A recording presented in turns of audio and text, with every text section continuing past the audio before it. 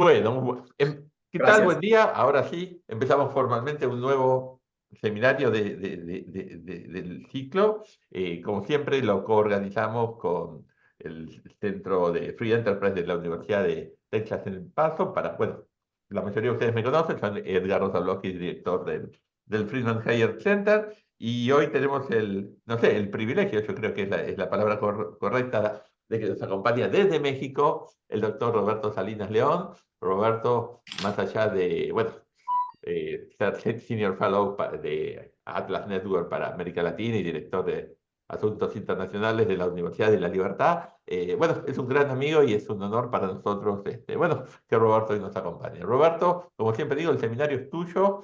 Sentite en tu casa, estamos lejos en la distancia, pero estamos cerca, bueno, para empezar las ideas y bueno, y también en en esta relación que se ha ido gestando. Muchísimas gracias, Roberto. El seminario es tuyo. Compartimos de vuelta la pantalla. Sí, muchas gracias ante todo, Edgardo, por esta amable invitación que me extiende el Friedman Hayek Center. Ha sido un placer, un privilegio. Desde que me incorporé al Advisory Council el año pasado, tuve oportunidad en el mismo Buenos Aires ahí de participar con unas reflexiones sobre estos mismos temas y naturalmente también pues poder hacer esta interlocución con miembros del Center for Free Enterprise en El Paso, Texas. Así que me parece que estos conversatorios son enormemente útiles, importantes en estos momentos. Cuando Edgardo y Andrés me pidieron, también en las conversaciones que tuve con el gran Gabriel Zanotti, qué tema podríamos abordar, se me ocurrió un tema que yo he estado trabajando durante ya varios años, que es el diseño de reformas estructurales pro mercado, pro libertad, particularmente en estos momentos en donde tantos países pues han sido asediados por una ola creciente de lo que Tom Palmer, mi colega en Atlas Network, llama el populismo iliberal. Así que yo quisiera compartir estas ideas y particularmente escuchar de todos ustedes, escuchar también de nuestros interlocutores sus impresiones al respecto, ¿no? Siempre es una curva de aprendizaje para mí, saber qué es lo que piensan los colegas, los amigos, los asistentes a estos seminarios sobre si este enfoque va en la dirección correcta o debemos tener varios ajustes. Así que yo preparé una presentación que les voy a compartir si es que la encuentro el día de hoy. Em, a ver, acá está. Reformas liberales en una era de populismo iliberal. Y bueno, habría que empezar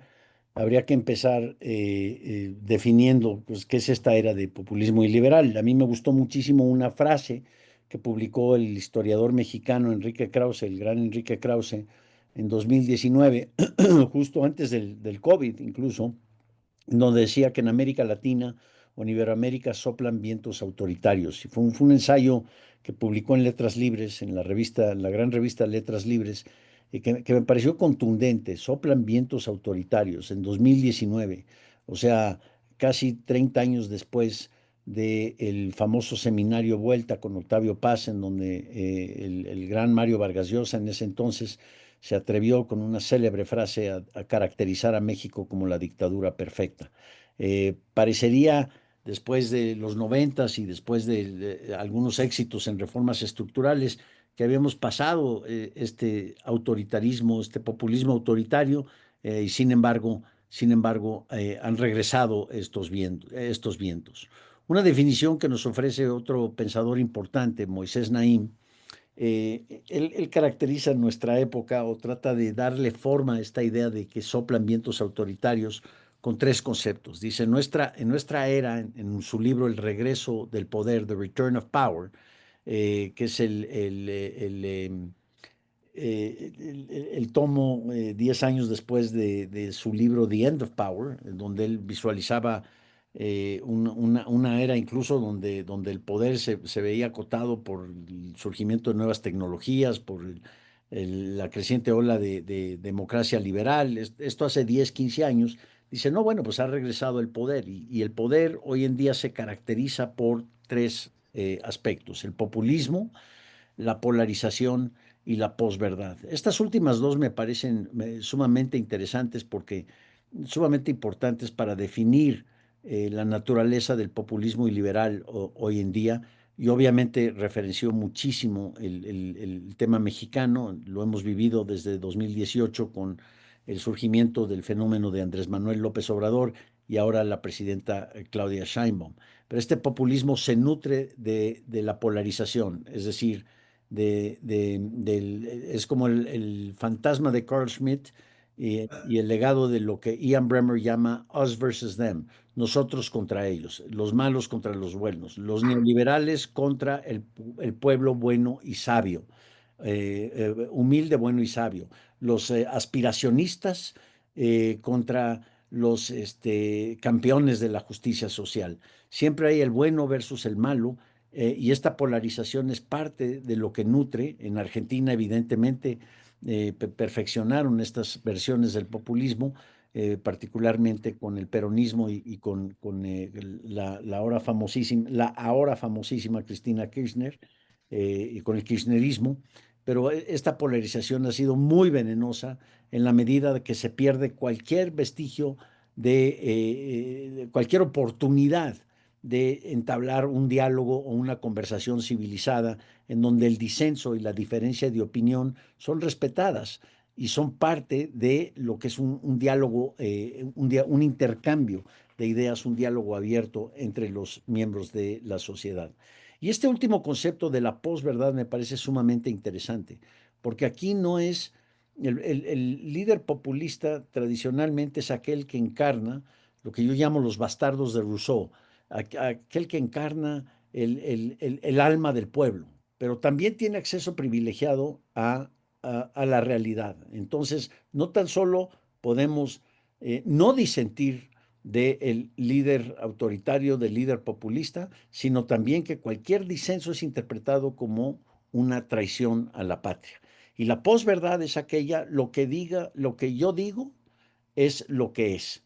Lo vemos, y no es algo que se diferencia entre la derecha y la izquierda. A mí no me gustan esos términos, el centro, de abajo, de arriba, de lo que sea.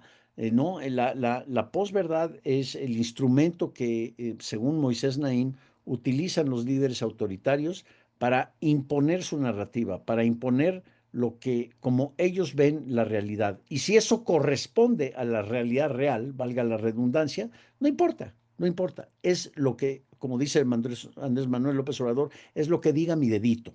En México tenemos una expresión muy famosa: me canso ganso, ¿sí?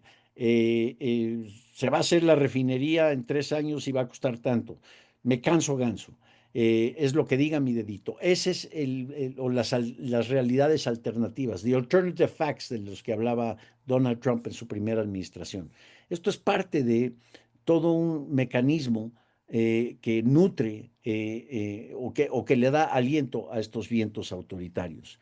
Pero lo más triste es que la matriz de la toma de decisiones en política pública en estos regímenes parece ser una mezcla, una combinación tóxica de lo que yo caracterizo como ignorancia, que no está mal la ignorancia, vaya, para eso se rodea uno de gente que sabe un poco más que los demás en temas de salud, de educación, de infraestructura, de mercados de capital, etcétera, pero combinado con incompetencia, con una profunda intolerancia y también con un profundo resentimiento. Es decir, decisiones se toman a cabo a base de resentimiento, no de tasa interna de retorno, de análisis costo-beneficio, de lo que podría ser pues una serie de preceptos científicos para bien de la sociedad, sino de nuevamente lo que diga mi dedito, de lo me canso ganso, de lo que yo digo porque yo tengo el acceso privilegiado a la realidad.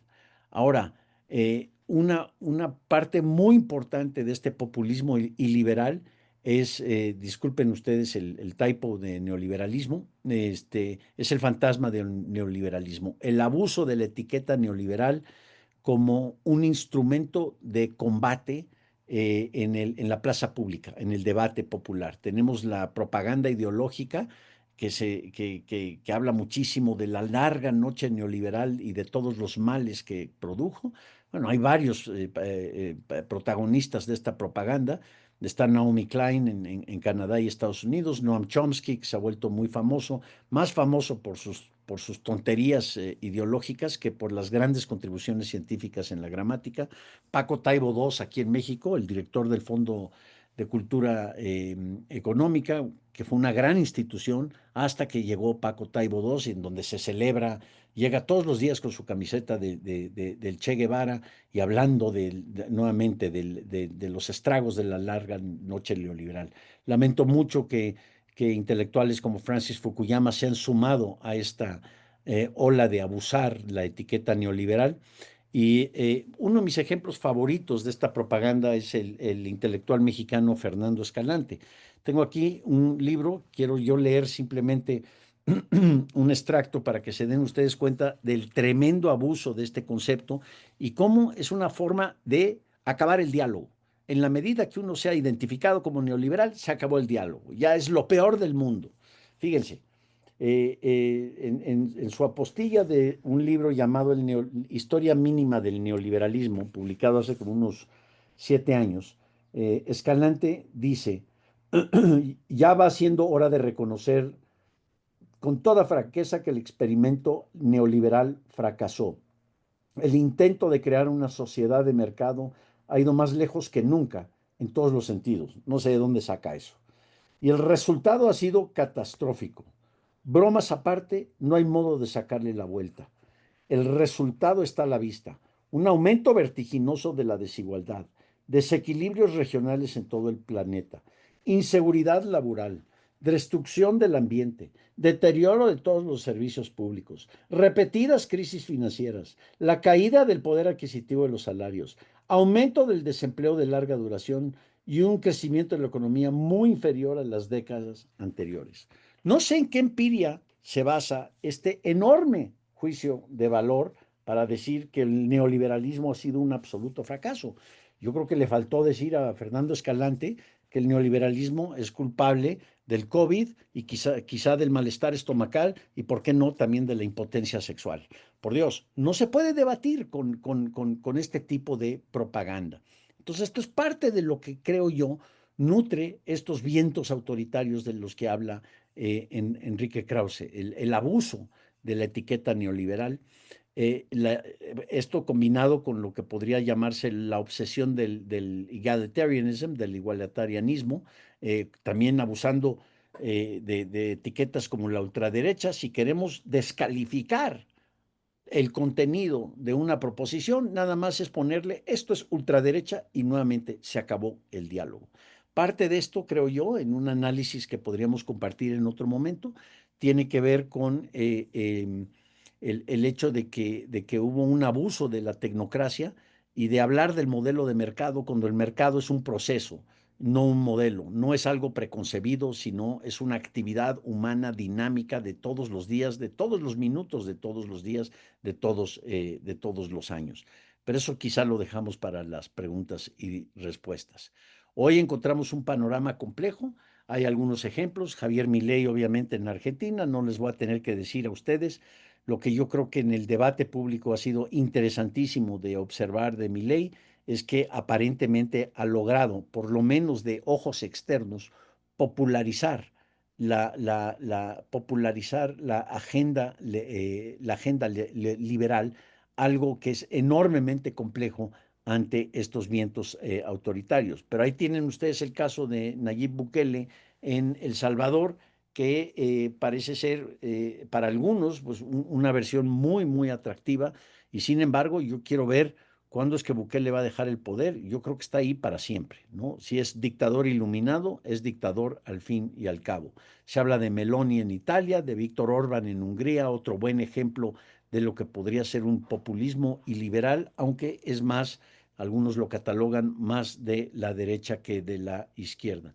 El caso más preocupante hoy en día es quizá el de Donald Trump, en donde hay partes de la agenda que ciertamente coinciden con ciertos principios liberales, la idea de la desregulación, de la motosierra en Estados Unidos, a la vez que también existe un énfasis sobre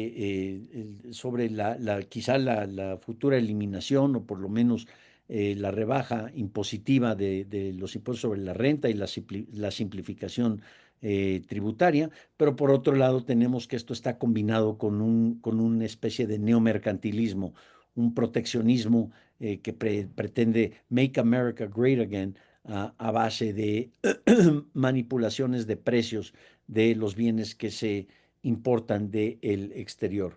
Un caso alentador dentro del debate público y creo que amerita muchísima atención es el caso de Isabel Díaz Ayuso y la forma en donde se ha convertido la ciudad de Madrid como en medio del autoritarismo y el populismo de Pedro Sánchez como un centro de atención, un imán de inversión y de posibilidades de capturar oportunidades de prosperidad.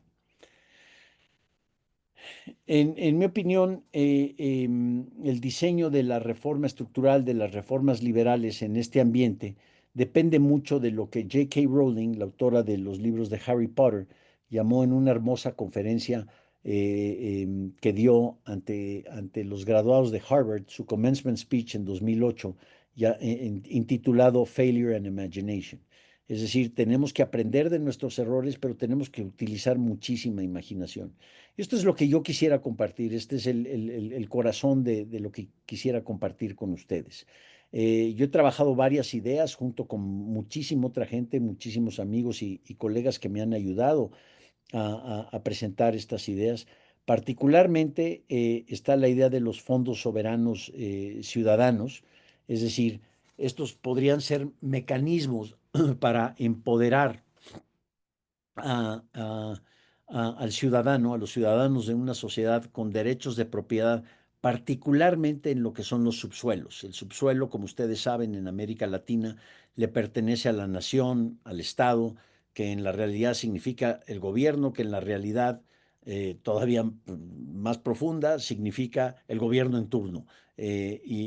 Bueno, tenemos el caso de México, en donde se supone que el petróleo es del pueblo, pero realmente es de Petróleos Mexicanos, de una empresa que es la empresa petrolera más ineficiente y más endeudada del mundo. Voy a explicar en un poco de mayor detalle alguna idea de cómo consiste este fondo soberano, pero me parece que esta es una idea poderosa de cómo combinar, de cómo diseñar una política pública que logra conciliar intereses políticos con intereses sociales, con intereses económicos.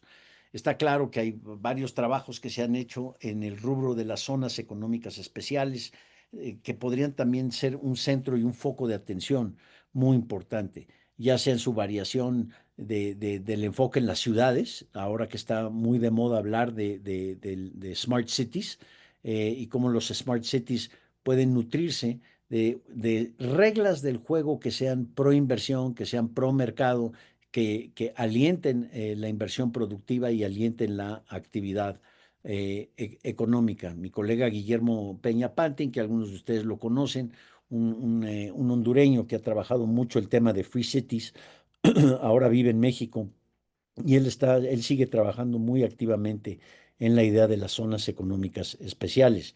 Yo en México lo he enfocado mucho en una alternativa para solucionar todos los problemas y las fricciones que se viven en la frontera del norte de México.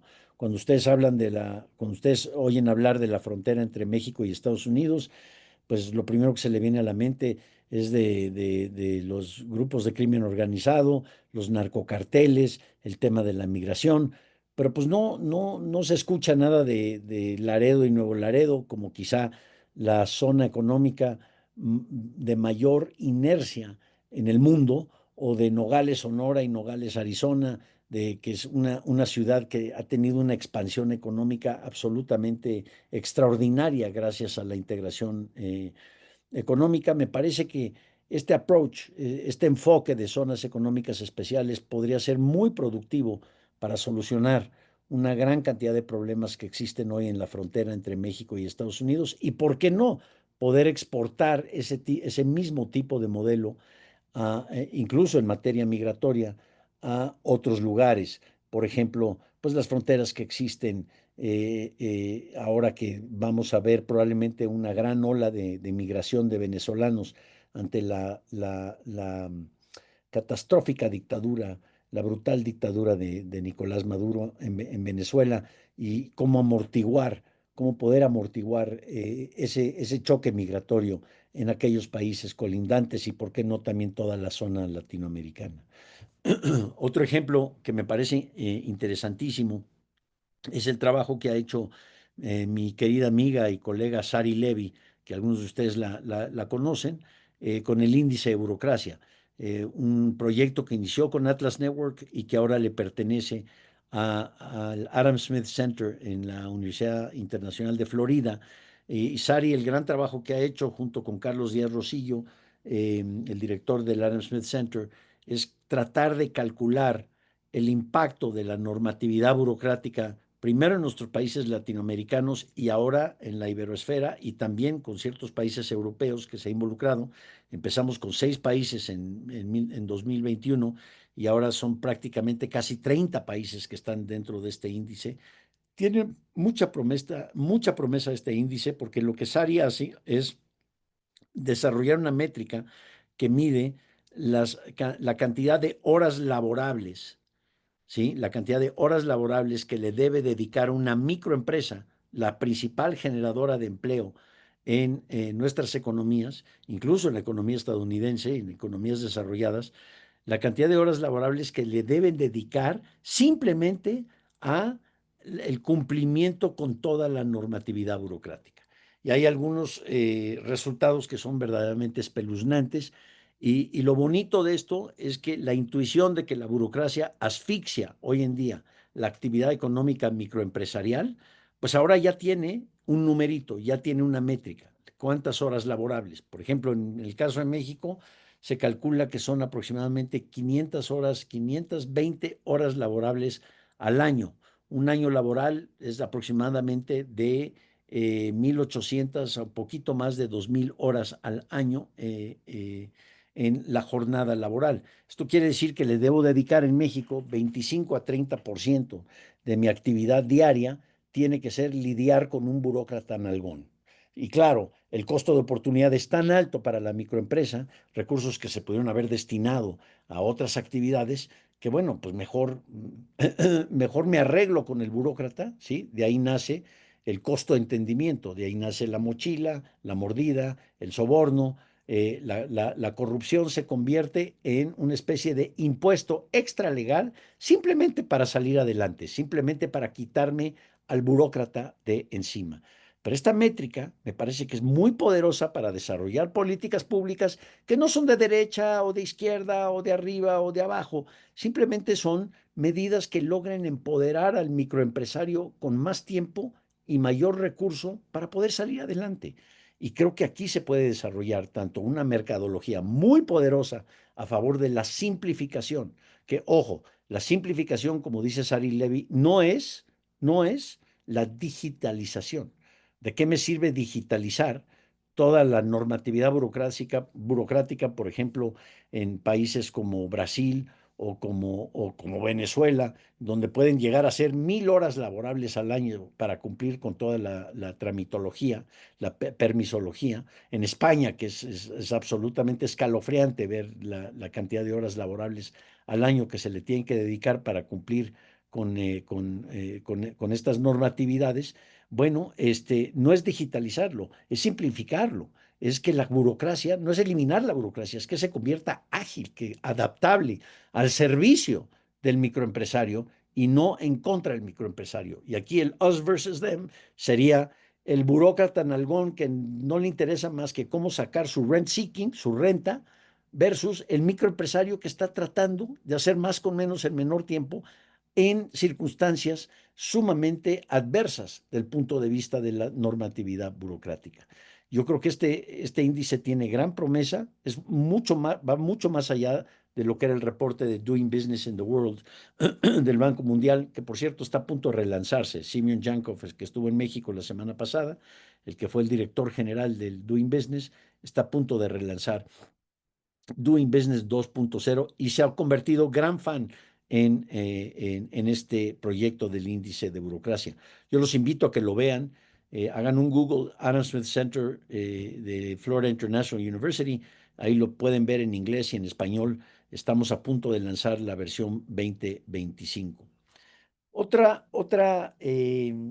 oportunidad que me parece muy interesante, no voy a meterme en el detalle completo, pero es la lectura de John Rawls, del célebre politólogo y filósofo John Rawls. ¿Cómo leer John Rawls al revés?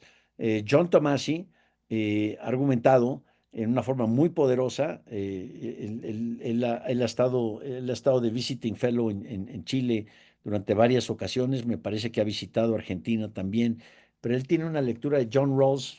Alejandra Salinas, mi queridísima amiga y colega, recientemente publicó un artículo al respecto de cómo hay formas de interpretar a Rawls, incluso para que apoyen la idea del mercado bien entendido.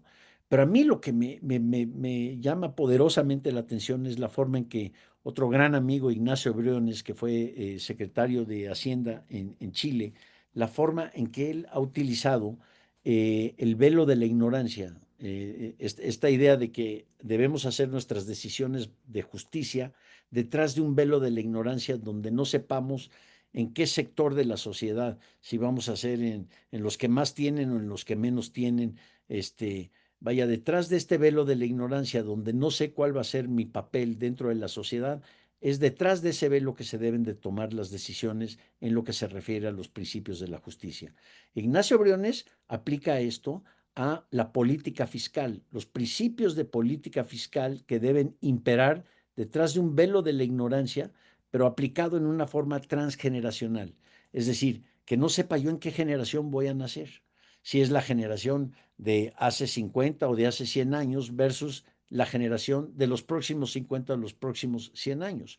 Hoy en día hay países, particularmente después del COVID y con la explosión de deuda pública, pues donde básicamente, pues deuda pública, sabemos, el gran Alberto Venegas Lynch ha explicado esto en una forma muy contundente durante los últimos 40 años, la deuda pública son impuestos diferidos. Mis tataranietos van a pagar por la deuda pública en que incurro hoy. Entonces, detrás del velo de la ignorancia, ¿qué política, qué principios fiscal, de justicia fiscal voy a escoger detrás del velo de la ignorancia si no sé, si nazco en la generación de hoy, pues obviamente pues quiero gastar mucho más de lo que yo tengo. Al fin y al cabo, que lo paguen los tataranietos o los bisnietos o los tataranietos.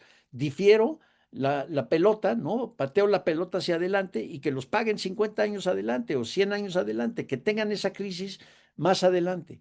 Ah, pero si yo nazco en la generación de los próximos 100 años, pues voy a crear una regla fiscal que sea pues más prudente, porque no quiero cargar con toda esa deuda. Entonces, fíjense qué interesante cómo podemos diseñar políticas públicas utilizando a John Rawls, utilizando al que los igualitarios, lo que los igualitarios, los igualdólogos, que les llamamos aquí en México, utilizan, hacen gárgaras con el nombre de John Rawls para la repartición de los bienes económicos en una forma disque justa y equitativa.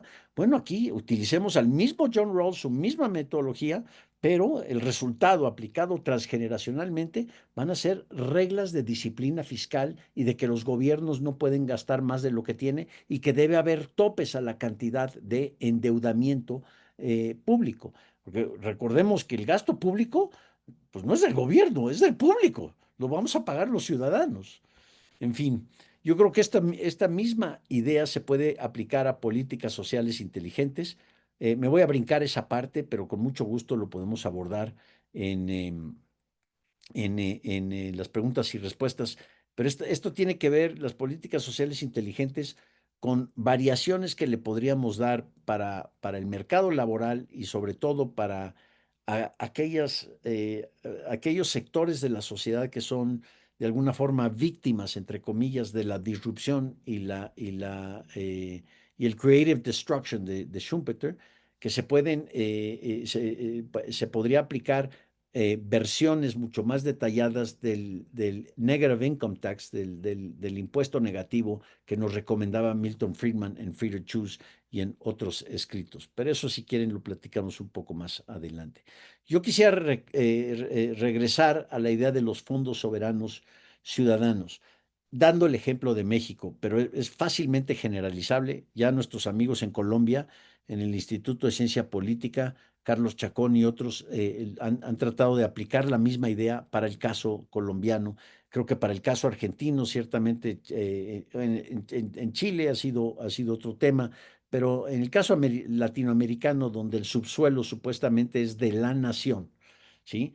Puede ser un mecanismo, una idea de política pública que se nutre de mucha imaginación, de tratar no de un modelo tecnocrático preconcebido de lo que nos enseñaron en los libros de texto, sino la forma de cómo poder conciliar intereses económicos con intereses políticos, con intereses sociales.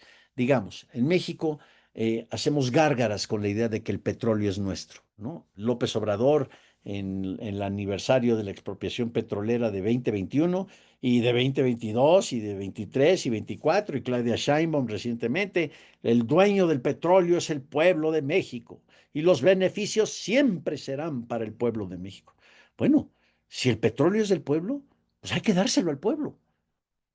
Y si la Constitución mexicana en su artículo 27 dice que los hidrocarburos en el subsuelo son propiedad de la nación, pues ¿por qué no vamos a darlo a la nación? Este es el legado de Lázaro Cárdenas, famosamente conocido por la expropiación petrolera de 1938. Nosotros proponemos, esto lo hemos hecho junto con varios colegas aquí en México, una idea de una reforma energética, una transformación energética 2.0, en lugar de seguir con el modelo centralizado que básicamente difiere toda la toma de decisiones a los caprichos del gobierno en turno. Hay que pensar en la forma de hacer la energía, la forma de hacer energía en una forma distinta. Y aquí tomamos inspiraciones de gente como Vernon Smith, el premio Nobel de Economía, y que fue capturado por un editorial en The Economist en 2018, una idea radical para incrementar la prosperidad y reducir la desigualdad que merece mayor atención son social wealth funds, sovereign wealth funds, que permitan reducir la brecha entre los ricos y los pobres. Esta no es nuestra motivación necesariamente, pero en la mercadología política funciona muy bien, porque, por ejemplo, en nuestra propuesta, la idea de un fondo soberano es crear, es crear un fondo soberano. De hecho, ya existe uno en México que podríamos hacer un reboot, el Fondo Mexicano del Petróleo. Pero la idea de un fondo soberano es una especie de fideicomiso en donde se individualizan los derechos de propiedad de los ciudadanos. El recurso energético le pertenece al fideicomiso nacional. Es decir, la nación, todos los ciudadanos que son parte de este fideicomiso son propietarios del subsuelo. ¿Ah? Pero son los verdaderos propietarios y no el gobierno en turno. ¿Sí? Si el Estado es el propietario, bueno, entonces, ¿quiénes conforman el Estado? ¿Sí? Supuestamente los ciudadanos. Así que es una forma de asignar derechos de propiedad en una forma individualizada al fideicomiso, de tal suerte que la riqueza derivada de la exploración y la explotación del recurso petrolero o del recurso energético o del recurso en el subsuelo, esto incluye gas de esquito, por ejemplo, en Argentina sabemos Vaca Muerta, hay grandes reservas del shale gas, del gas de esquito, del petróleo de esquito, puede ser parte del fondo soberano. ¿Sí? Y hay regalías, hay contratos de riesgo que se pueden celebrar con diversas empresas, se le invita a la inversión privada a invertir, hay regalías que se cobran, hay toda clase de derechos que se pueden cobrar, de duties que se pueden cobrar, y se va generando un acervo de capital de esa renta petrolera derivado de la expansión con modelos de mercado, perdón, con procesos de mercado, es decir, con estrategias de mercado en donde una mayor apertura en el sector energético va a significar una mayor acumulación del capital. Y el capital no se reparte, pero sí se puede repartir el rendimiento sobre el capital.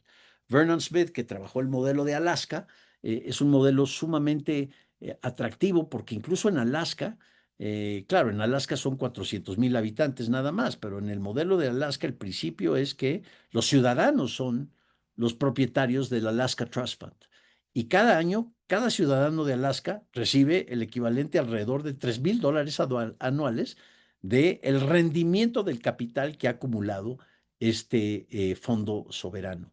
En Noruega han hecho un experimento similar en donde en el Norwegian Fund el manejo del recurso petrolero con la empresa que es estatal, Equinor, pero ha sido tan exitoso que han generado algo así como 1.3 billones de dólares en capital acumulado durante los últimos años, es decir, 1.3 trillion, ¿no? Billones de dólares, de tal suerte que no tienen un problema de financiar las pensiones. Las pensiones de los tataranietos ya están completamente financiados. Es cierto, allá son 12 millones de habitantes nada más, pero el modelo es lo que importa. Aquí hay un modelo, una combinación de Alaska, Noruega, quizá lo que han hecho en Arabia Saudita, tratar de incorporarlo de tal suerte que le estamos dando la vuelta de 180 grados al populismo. Si el petróleo es del pueblo, pues amigo, dáselo al pueblo. Individualiza esos derechos de propiedad para que tengamos una nueva relación ciudadano-Estado, limitamos la discrecionalidad y podemos celebrar la prosperidad verdaderamente incluyente, además de que tiene otras ventajas como la inclusión financiera y que puede también generar una especie de social safety net. Nosotros hicimos varias corridas al respecto con la idea de un fondo mexicano soberano. Si de 1990 al 2020, ahorita estamos actualizando los números al 2025, México hubiera destinado esa renta petrolera a un fondo soberano, y dejar que se acumulen los rendimientos y las inversiones de ese fondo soberano, manejado como un fondo genuino, es decir, no a discreción del burócrata en turno, sino como un fondo que le tiene que responder a los propietarios. ¿Y quiénes son los propietarios? Aquellos individuos, aquellos ciudadanos que componen la nación. Hoy tendríamos, hoy tendríamos un capital similar al fondo de Noruega, si se hubiera hecho en 1990. De tal suerte que podríamos estar financiando cuentas de ahorro para los miembros del fideicomiso ciudadano, pero, ojo, también en ciertos casos, por ejemplo, emergencias durante el COVID o quizá por cuestiones solidarias con familias que viven en la extrema pobreza, hasta poder repartir un dividendo solidario. Entonces, aquí hay grandes iteraciones y díganme ustedes, ¿qué populista y liberal se va a oponer a esto cuando lo que estamos dándole es propiedad al ciudadano? Mi apuesta con mis amigos es que hasta el más maoísta de los ciudadanos va a querer celebrar tener su propia propiedad, su propio pedacito de derecho de fideicomiso que le está dando un rendimiento que él o ella pueden ver y pueden catalogar y pueden decir, lo pueden apalancar, lo pueden vender, pues quizá no, o quizá por lo menos en un principio no. Pero esto es una forma de darle vida a un recurso que además es no renovable y que estamos en medio de una transición energética. Así que este contrafactual me parece muy poderoso. Hay varias iteraciones de este contrafactual. Si utilizamos cierta parte para repartir dividendos solidarios, o qué podemos hacer en épocas de vacas flacas. Durante el COVID hubiera sido pues un gran instrumento para mitigar las mermas en el ingreso familiar. Y este enfoque lo que nos gusta es que hace frente a los dilemas de las reformas liberales. Y ya para ir concluyendo, el ejercicio de una reforma liberal ante el populismo autoritario debe interpretarse, en nuestra opinión, como una especie de teoría de juegos, donde hay que batallar mucho con opciones creativas, con mucha imaginación, que permitan conciliar los intereses económicos, sociales y políticos a la vez. Pero una forma en que neutraliza al populista también, porque ¿quién se va a oponer a este tipo de reformas? Eso es lo que está particularmente en mi cabeza. Es cómo darle con todo al populismo, al populista que hace gárgaras con justicia social y con darle al pueblo lo que es suyo, y etcétera. Tres principios fundamentales, en nuestra opinión, rigen las reformas liberales. Radical en el enfoque, pero prudente en la ejecución. Esto es una lección del gran José Piñera y las reformas que hizo en Chile en su momento.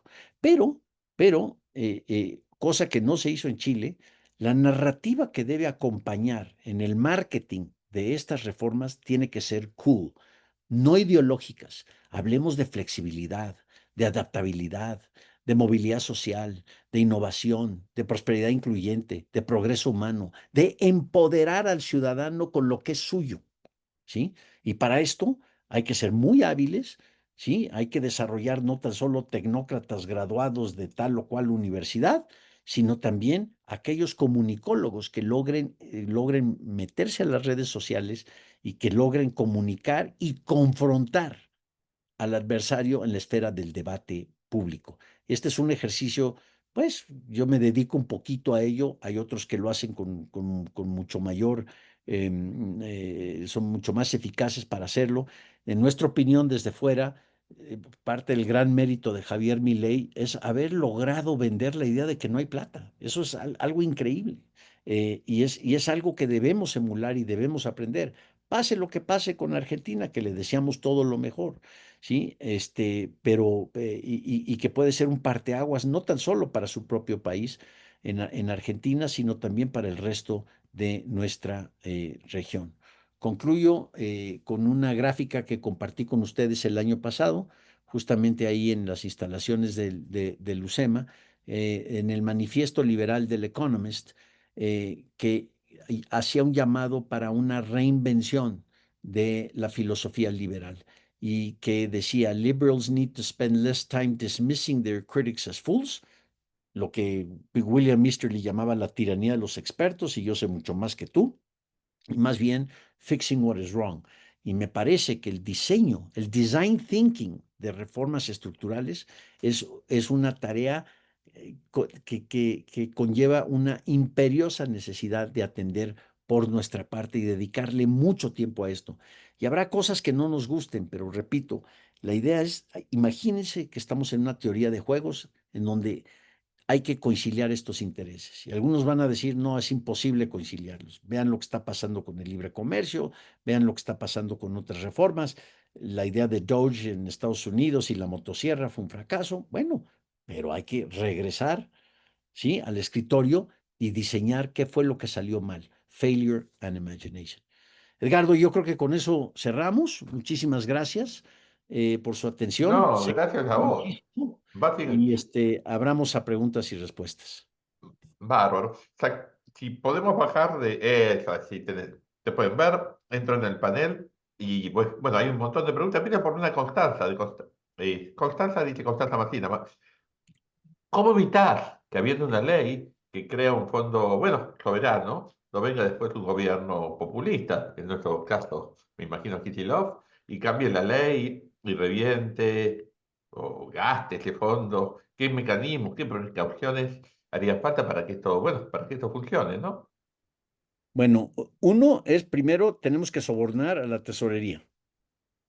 O sea, de los fondos que entren, la mitad se lo das a la tesorería. Hay que diseñar lo que hemos hecho en México, es decir, cómo puede ser revenue neutral para la Secretaría de Hacienda, para que no llegue el secretario de Hacienda y diga, no, eso es mío, lo voy a utilizar para el financiamiento de infraestructura que beneficia al pueblo. Entonces, bueno, aquí tienes tanto, ¿no? Entonces, pero es prácticamente un soborno. Aquí, en México calculamos el 50%. Y segundo, necesitas un SAR, alguien que sea el verdadero defensor de los intereses del pueblo y que logre explotar esa narrativa. Porque para nosotros lo que nos gusta de la idea del Fondo Soberano es que estás creando un grupo de interés muy poderoso, un constituency. Ah, le vas a quitar a la familia que es merecedora de su dividendo soberano la oportunidad de ese dividendo soberano. ¿Sí? Cuando Alexander Kisilov, que vino aquí a México a asesorar a López Obrador en los repartos clientelares, se quedó en el hotel más lujo, se quedó en el Four Seasons, no se quedó bueno, hay que exhibir eso. Por eso el tema de la comunicación en la plaza pública es hands off, ahí se vale todo. se vale absolutamente todo. Hay que denunciar, hay que usar ironía, hay que usar sentido del humor, hay que invocar el espíritu del gran Cantinflas en México para Mm, denunciarlos y para hacer un reductio ad absurdum de lo que están diciendo. ¿Es infalible la fórmula? No, no es infalible, ¿no? Nosotros ok, te pensamos que el sigo. Tratado de Ah, Libre perdón. Comercio era infalible y pues vemos ahorita que está bajo ataque, ¿no? Pero esa sería mi respuesta corta a una pregunta muy importante. Ok, un favor en las preguntas, traten de centrar preguntas, porque muchos son comentarios y por supuesto felicitaciones hacia vos, pero tratemos de concretar preguntas, que es la forma más útil de aprovechar este espacio, ¿no? Voy a una de Hernán Caballero. Hernán dice algo aquí, yo las edito un poco siempre, ¿no? Que para él le queda muy claro que el populismo liberal existe, pues bueno, es argentino, vivió los últimos años, o vivió por lo menos los últimos 20 años en Argentina. Eh, y está viendo cómo empiezan a perfilarse populismos que no son iliberales, como Trump y Orbán, y hasta en alguna medida, en su opinión, Milei. ¿Podrían empezar a emerger populismos liberales, aun cuando suene un oxímoron? Sí, gran pregunta, gran pregunta. En mi opinión personal, Orban y Trump son populistas y liberales. Tienen ciertas características, como Nayib Bukele también es un populista Ujú. y liberal, ¿sí? ¿Por qué? Porque es otra vez la posverdad, es el us versus them, la polarización, y dependen pues, del imaginario de una realidad alternativa. O estás conmigo o estás en contra mía, ¿no? Orbán particularmente no lo consideraría, y Trump, pues, ya vemos, ya se peleó con Elon Musk y con Gavin Newsom, está el gobernador de California. Si no me obedeces, te meto a la cárcel, ¿no? Entonces, pero es mi opinión y puedo estar equivocado, a pesar de que hay ingredientes dentro de la agenda de Trump y la agenda de Orban que parecen ser consistentes con los principios del liberalismo clásico, sobre todo en materia económica. Ahora, hay un individuo que recomiendo que lo sigan mucho, me he vuelto gran admirador de él en Estados Unidos, que se llama Matt Kibbe. Matt Kibbe, que es el perfecto ejemplo de cómo hacer el liberalismo cool, ¿no? Él dice, él se llama un populista libertario, se autodenomina populista libertario, porque él lo que quiere es popularizar los principios del libertarianismo. La etiqueta a mí no me gusta, pero bueno, eso es básicamente el libertarianismo para Matt Kibbe se resume en una frase maravillosa que nos comparte. En inglés lo voy a decir primero, que es Don't hurt people and don't take their stuff, que es una variación popular perfectamente entendible del principio de John Stuart Mill del No Harm Principle, se me olvida cómo se dice en español, pero del principio emiliano que alimenta la idea de la libertad. Es decir, no me hagas daño y no me quites mis cosas, ¿no? O como decía mi mamá, lo mío es mío. Ahí está, es tan sencillo como eso. Y bueno, pues sí es sumamente popular. Ahora, ¿cómo transformarlo en una especie yo no le llamaría populismo, sino podría surgir una especie de contrapopulismo liberal? Parte de lo que yo recomiendo con estas reformas, la idea de la presentación de estas reformas, es que abandonemos el libro de texto y diseñemos algo que sea que respete mucho los principios de marketing y de venta política y Ujú. de venta social. ¿Y cómo voy a conciliar, fíjense, esta idea del fondo soberano? Pues yo me fui con gente como Ricardo Hausmann a preguntarle, ¿y tú qué piensas de esto? Hausmann, que tiene su corazoncito de izquierda, su corazoncito progresista, y a él le encantó la idea. Con Cuauhtémoc Cárdenas, el hijo de Lázaro Cárdenas, ¿no? Ya tiene 88 años aquí en México. Me fui a ver, don Cuauhtémoc, ¿qué piensa usted de esto? Oye, Roberto, esta es gran idea, hay que incorporarla en la nueva agenda de la izquierda progresista mexicana. Perfecto, perfecto. Son caballos de Troya al final del día. A mí lo que me interesa es la apertura del sector energético y las cadenas productivas que se van a generar a través de la nueva inversión energética. Eso es lo que me interesa. Pero ¿es lo que voy a decir en público? No, porque me van a acusar de neoliberal, privatizador y pues en una de esas hasta bastardo de Lord Voldemort, cosa que no quiero, ¿no? Pero si yo digo, a través de este mecanismo vamos a empoderar a los que menos tienen con el derecho que les dejó Lázaro Cárdenas, pues un poquito más potente. Ay, y me van a decir mis amigos libertarios, Salinas, ya te volviste un populista, ¿no? Ya te volviste de izquierda, cosa que, créanme, me ha pasado aquí en México. No me importa, no me importa. Yo creo que aquí es la confrontación y la comunicación en la esfera de la plaza pública. Creo que eso es bien, bien importante para la defensa de estas reformas. Ok, creo que esta pregunta está asociada. Esta es de José Rodríguez. Te dice, estimado Roberto, respecto a los términos que hiciste mención, ¿no? O sea, que usualmente se usan para descalificar. En la Argentina, por ejemplo, neoliberalismo es mala palabra, o derecha, te consulta. Si puede ser que la idea del neoliberalismo está asociada a temas, obviamente, económicos, pero la mutación al término derecha de neoliberalismo está asociado a un estilo de vida de la sociedad. Y eso hace que, bueno, que solidifique posiciones que muchas veces son antagónicas y que, por cierto, imposibles de conciliar. A ver, pero ¿cuál es el trasfondo de la pregunta? Quizá no la entendí. Un poco sí, si a vos te parece que la razón que los términos que se utilizan para descalificar usualmente, como neoliberalismo o derecha, Ah, que justamente la razón que de fondo se han utilizado para descalificarnos. Sin ir más sí. lejos, en la Argentina de los 90 ser neoliberal era un insulto, literalmente, si no está asociado un poco al tema de que para el liberalismo, o para esa visión del liberalismo, se centra mucho en lo económico sin bueno, mirar otros aspectos o estilos de vida de la sociedad. Definitivamente, también muy buena observación, y es justo lo que les quería llamar la atención, nada más que por temas de tiempo no pude ahondar en ello, con esta maravillosa contribución que nos ha hecho el gran pensador William Easterly. William Easterly, que se hizo famoso con un libro, The Elusive Quest for Growth, este, tiene un libro que creo que ya se tradujo al español, que se llama La tiranía de los expertos.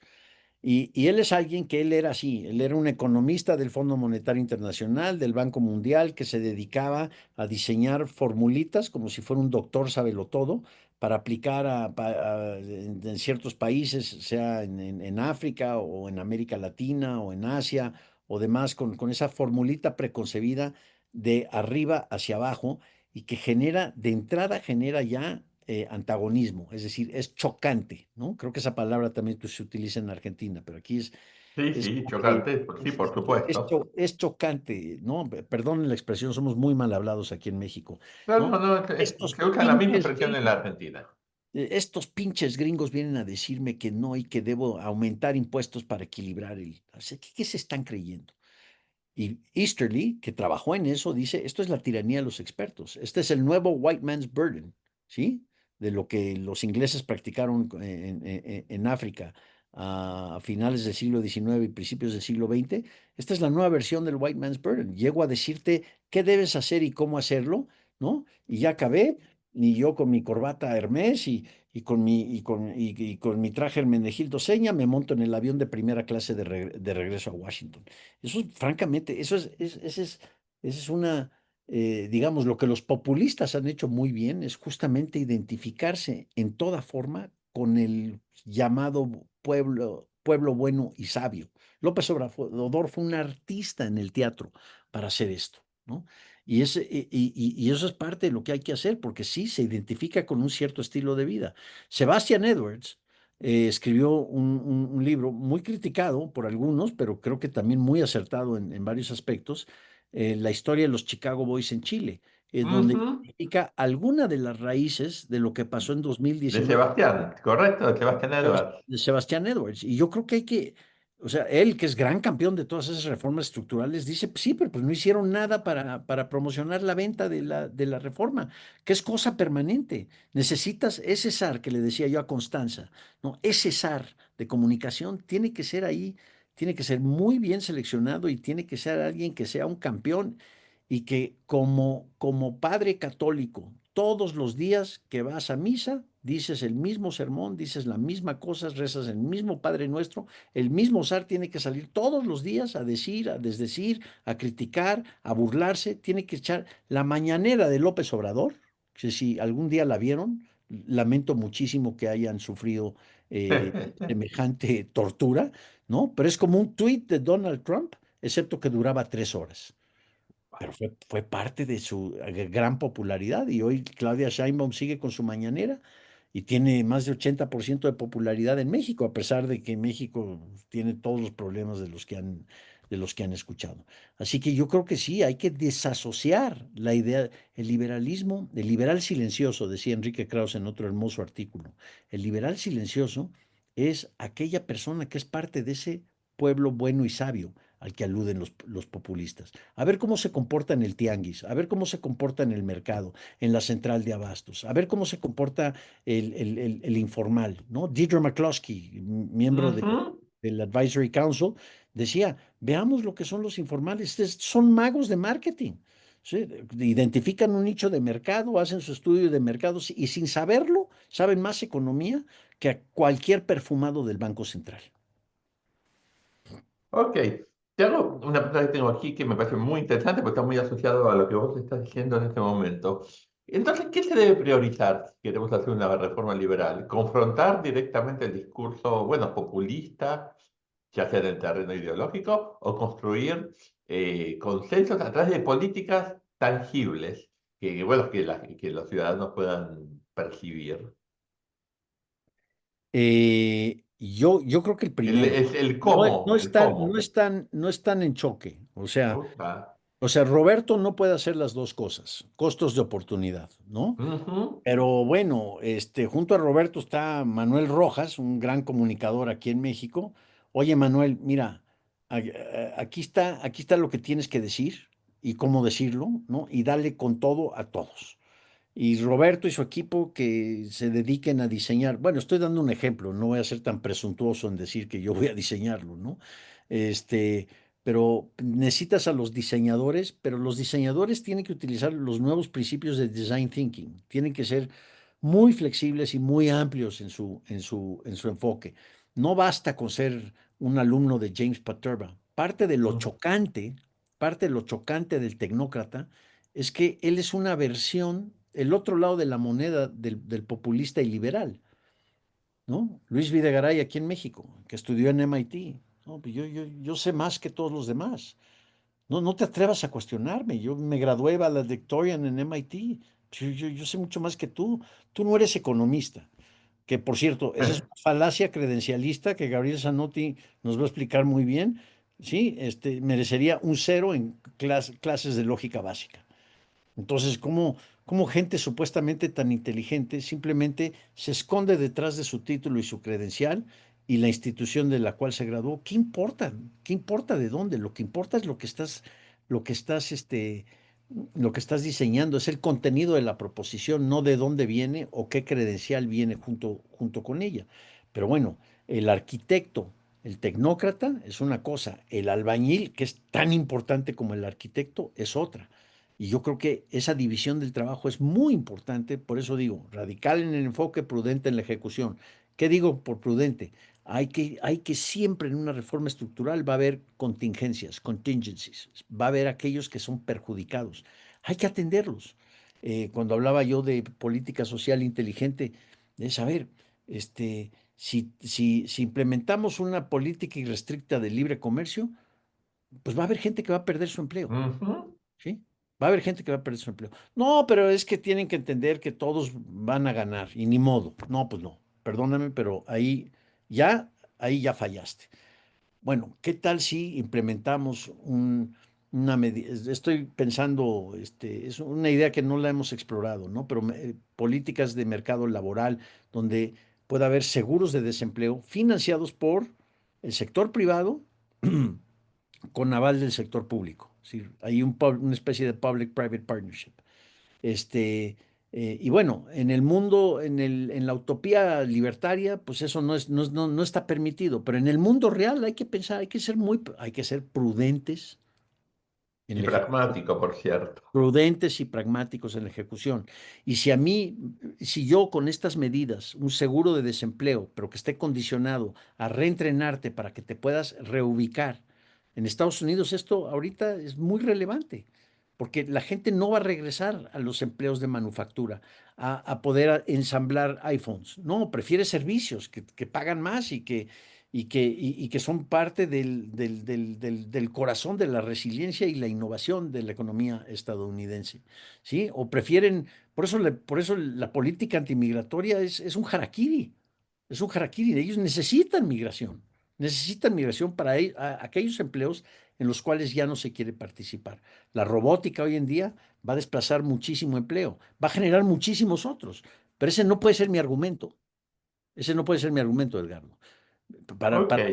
Para aquellos en Pittsburgh, en Michigan, en Pensilvania que van a perder su empleo, aquí está tu seguro de desempleo. Yo te voy a ayudar junto con el sector privado para reentrenarte y reubicarte. ¿Funciona? A lo mejor no. Pero ese es el tipo de mentalidad que creo que debemos en la ejecución de la reforma política. ¿Para qué? Para poder neutralizar aquello que el adversario va a decir, es que esto está generando desempleo contra el pueblo. Ujú. ¿Sí? Eso es lo Algo que así como el caso de Chile, ¿no? como el caso de Chile, justamente, justamente. Y Sebastián Edwards dice, los chilenos se lo merecieron. O sea, Ujú, ellos se buscaron el problema y el gran modelo económico, la gran reforma económica, o por ejemplo, pues hubo una sobreventa de la reforma de pensiones. Resulta que las pensiones no alcanzan, ¿sí? ujú, Ah, pero el momento que Alejandra Cox, la esposa de Sebastián Edwards, por cierto, o más bien Sebastián Edwards es el esposo de Alejandra Cox, muy brillante. Ella fue presidenta de las AFPs en Chile y en épocas de COVID permitió que los ciudadanos chilenos ante los confinamientos retiraran parte de su pensión para poder financiar, para poder mitigar la merma en el poder adquisitivo, ¿sí? Generada por la economía zombie del COVID. Y en ese momento descubrió el chileno que el más ardiente, el más ferviente admirador de Boric decía, esto es mío, no es de la AFP, esto es mío, con mi plátano. ¿No? Y Bernardo Fontaine, que hizo un gran trabajo también ahí en Chile, tratar de popularizar la idea con mi plátano. En Colombia están tratando de hacer lo mismo. ¿No? En México, no, es que el modelo de las pensiones individualizadas va a generar un mayor ahorro interno que va a permitir abatir los desequilibrios en el déficit de la cuenta corriente. Oh, no, ya perdí. Ese es el the tyranny of the experts. Es el lenguaje tecnocrático. A ver, es tuyo y lo puedes utilizar pues cuando te retires. Y ojalá puedas ahorrar un poco más para que le des a tus nietos, para que te los puedas llevar a Acapulco. Ese tipo de narrativa es el que el zar de comunicación, ¿sí? Y cuando lleguen a decir, es que las afores, necesitamos expropiar las afores para el bien del pueblo, ¿no? Que eso ya viene en México, ya viene. ujú. Con la reforma judicial ya viene, en cualquier momento viene una iniciativa porque hay un gran mercado de capital. Y ahí es donde el SAR se necesita para defender los intereses del pueblo. Es darle la vuelta, es utilizar medidas populistas contra los populistas. ¿Sí? Y eso es Ok, parte de lo que tiene que hacer el SAR de comunicación. se nos va acabando el tiempo, hay muchas preguntas. A ver, aunque más no sea una más, acá hay una pregunta que está asociada a lo que venís diciendo del señor Valechi Luis Castro Vieites, que dice justamente modificar culturas populistas enquistadas, ¿no? Con gobiernos intervencionistas y el tradicional capitalismo de amigos, que, bueno, bien conocemos en Latinoamérica. eh, Pasar de ahí a una democracia liberal de mercado es bien complejo.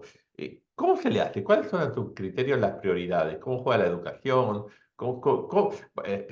Básicamente mencionan que en la Argentina esto es un equilibrio inestable, vas y venís, y ya nos ha pasado. ¿Cómo se hace para lograrlo de una vez y para siempre? Pues no, no creo que se pueda lograr de una vez y para siempre. Parte de la estrategia es eh, mm, cuando el cielo sea azul, ¿Mm? ¿sí?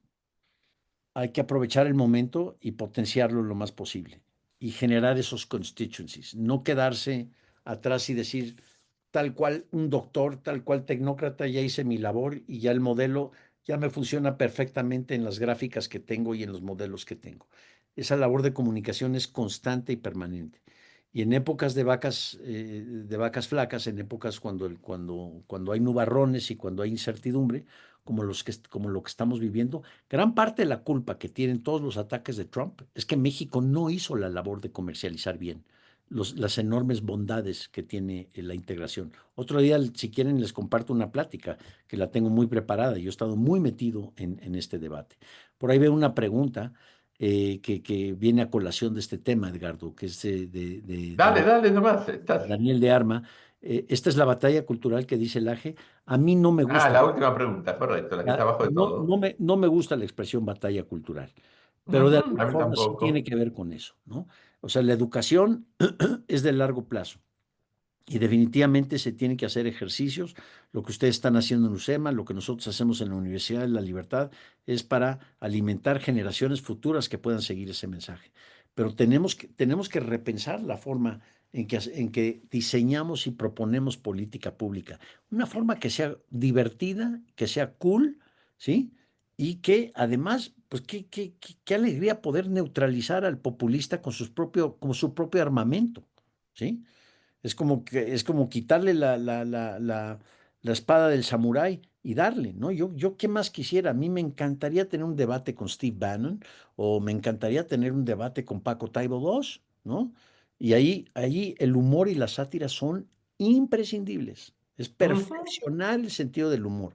Por eso yo digo, tú comparas a Alexander Kisilov y las babosadas que dice junto con Cantinflas y yo votaría por Cantinflas 100%. Yo creo que gran parte bueno, yo trato de no opinar cuando soy chairman, pero me salió. Gran parte del problema que históricamente tiene el liberalismo es nuestro déficit comunicacional, ¿no? El cómo confrontar, cómo enfrentar la debilidad de la narrativa que muchas veces tenemos, porque muchas veces somos muy académicos por ahí. Así es. Este, Pero y así también no es es. impopular, Edgardo, perdón que interrumpa, pero también No, no, para nada. es la conferencia que di el año pasado. También, o sea, si el populista te vende la redención instantánea y la utopía mañana, aunque sabemos que eso es falso del punto de vista académico, del punto de vista popular vas a perder. Entonces, Sí, lo que hay antes de que hacer, empezar. lo que hay que hacer es perfeccionar el reductio ad absurdum. ¿Y qué vas a hacer? Le vas a quitar a mi hijo para que, es decir, la granja de los animales. Yo no he visto argumentos todavía digamos, que escribamos una versión de la granja de los animales, pero con Nicolás Maduro, con Díaz Canel y con Daniel Ortega como la trinidad de los cerdos que gobiernan en la granja de los animales. Porque recuerden esa frase famosa de George Orwell, todos somos iguales, pero algunos animales son más iguales que otros. Ese reductio ad absurdum, esa burla, esa sátira, esa duele. Y bueno, lamentablemente tenemos que perfeccionarla para poder desenmascarar y desmentir, no con argumentos académicos, pero sí con argumentos que a veces el gran Enrique Gersig decía, Salinas, Ujú. olvídate tu lógica y tu filosofía, también te tienes que meter a la dominem en la plaza pública. Pues quizá tiene razón. Roberto, mil gracias. Creo que en algún momento hay que cortar un seminario. Este es el momento adecuado. En realidad ya nos hemos pasado de hora. Hemos tenido un auditorio múltiple, no tan solo de Argentina, sino de varios países latinoamericanos. Además, está el señor Fernando González, que veo una pregunta suya de Belice.